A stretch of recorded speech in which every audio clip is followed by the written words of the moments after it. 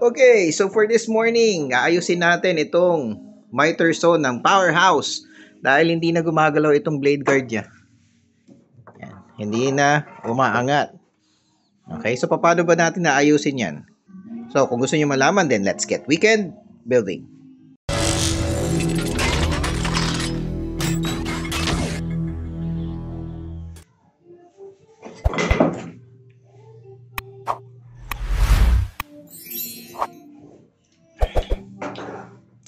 So ano ba normally ang sira kapag hindi na gumagalaw itong blade guard niya? Una, check natin itong screw na to kung maluwang na yung blade guard.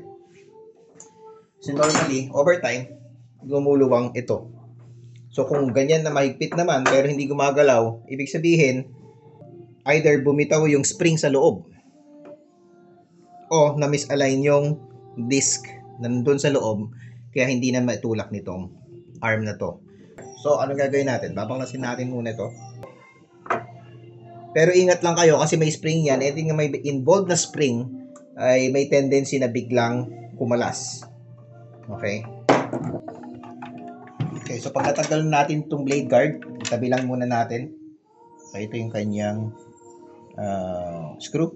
Tapos meron siyang spring dyan. So ingatan natin yan na wag matanggal. If ever na matanggal, tatandaan nyo lang itong may yupi. Okay, yung may tupi na yan. Dyan sa pwesto na yan.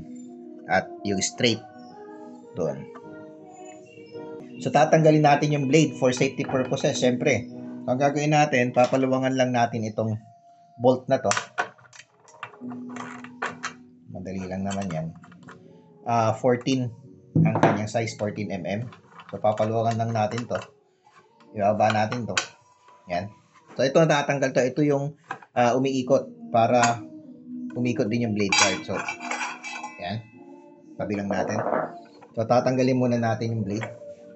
So para matanggal natin yung blade, merong tayong pipindutin ito sa may bandang likod.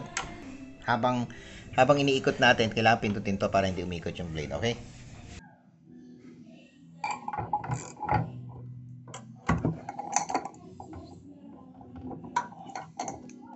So ang pag-ikot, pagpapaluwang nito is clockwise. Hindi siya counterclockwise. So medyo pabaliktad. Tandaan lang natin, ang paluwang clockwise, ang pagpapasikip is counterclockwise.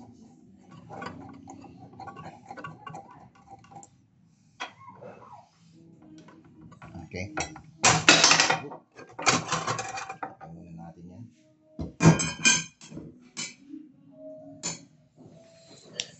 Okay. So natanggal na natin yan. Babalik natin to.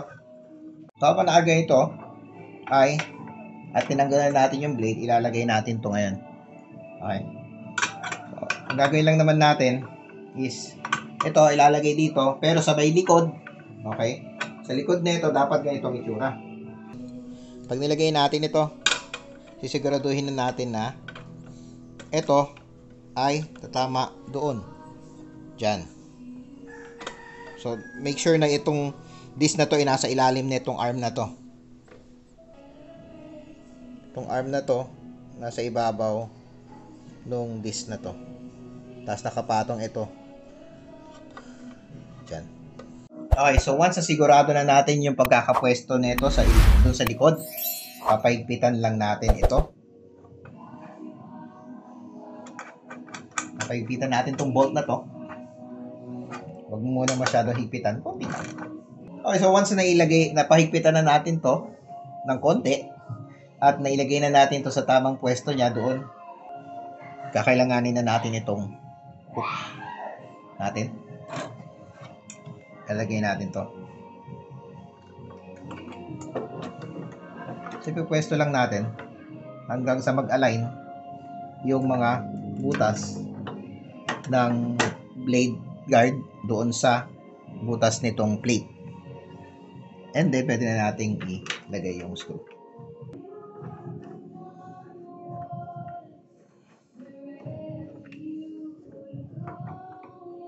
Yan. At, ngayon, yan na. So pag ganitong hindi bumabalik, ibig sabihin yan, masyado masikip. So papaluangan lang natin ng konti. Konting-konti lang, konting adjust lang. So ngayon, hindi pa rin siya.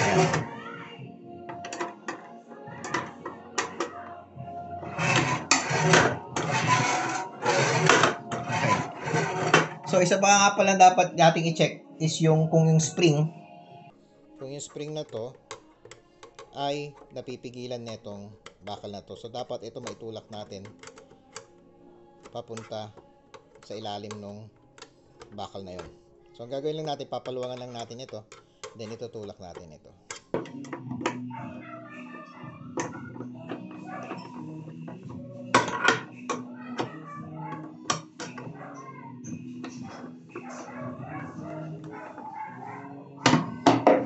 Ayan. So now, yan. So nakikita niya. So yan. Kung nakikita nyo, itong spring na to ngayon, ayun o, napipigilan na siya ng bakal na block. So, yun, naiiwan na. So, ngayon babalik na yan. Okay. So, ngayon, babalik na natin yung blade. Ang gagawin lang natin, paluwangan ulit natin to pala. Kasi babalik natin yung blade.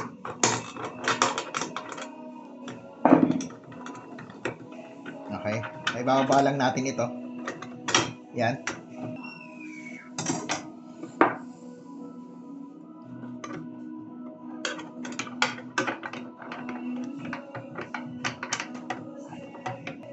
Pwede natin tanggalin to. Para hindi tayo mahirapang balik ng blade.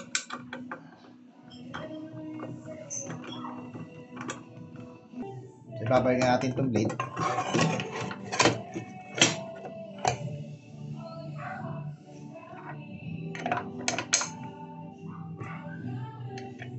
Ang ikot paigpit is counterclockwise.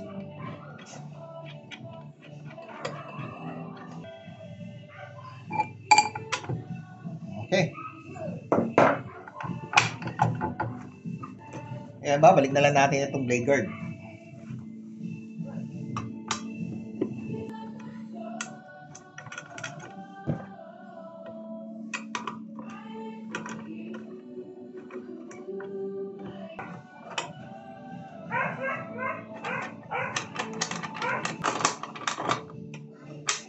Yan. So, ngayon, okay na siya. Okay na yung ating blade guard. At, bonus, naituro ko na rin sa inyo paano magpalit ng blade ng ating powerhouse miter saw. Diba? So, that's it mga kawiks. Thank you for joining me in this episode and watch out for more na ganitong klaseng mga episode natin. And see you next video. Bye-bye!